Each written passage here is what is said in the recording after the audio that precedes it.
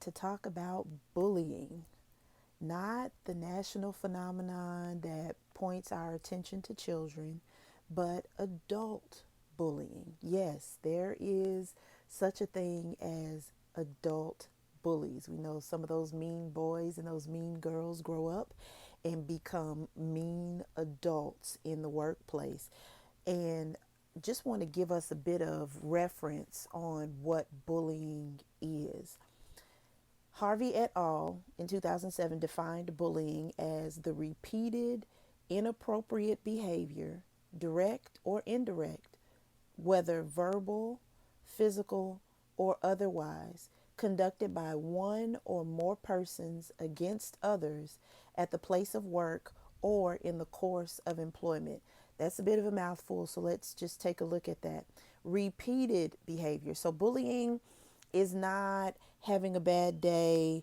Bullying is not an isolated occurrence. It is repeated inappropriate behavior, direct or indirect. Sometimes that indirect bullying is torment. It's that torture that happens when others aren't looking, when others really can't see what's going on. It can be verbal, it can be physical, it can be situational, it can be political, where people are bullied by being passed over in the workplace for promotions and other advantages.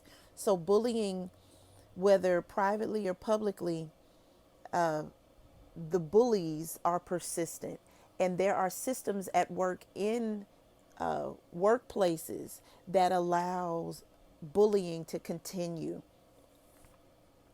One is laissez-faire leadership. Now, laissez-faire leadership, we know, is really not leadership at all. It's inactive, it's apathetic. And Skogstad et al. Found a strong correlation, a strong relationship between laissez-faire leadership and bullying.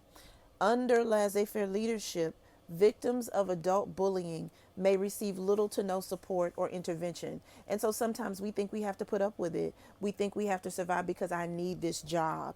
And we'll put up with it and we'll suffer, and our productivity decreases. We become the victim of other symptoms that might manifest because of continued adult bullying. And then there is such a thing as destructive leadership, systems of destructive leadership, where actively people get to publicly bully others, or passively people get looked over for promotions, people get excluded from meetings and gatherings.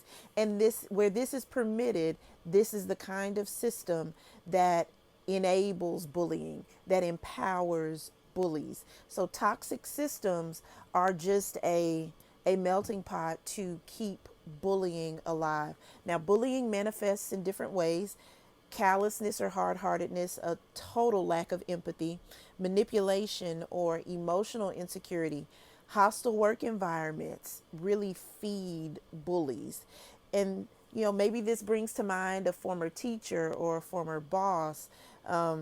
If you're a movie watcher like me, then we've got some examples in the movies. Thanos in the Marvel series. Thanos is a big bully. If you're a Godfather fan, pick a Corleone. Michael Corleone was a bully. And so we've got social examples, popular in entertainment examples, that really model for us who the bullies are. The tendencies of bullies, they become narcissistic because now they can get away with it. They're above the law, as it were.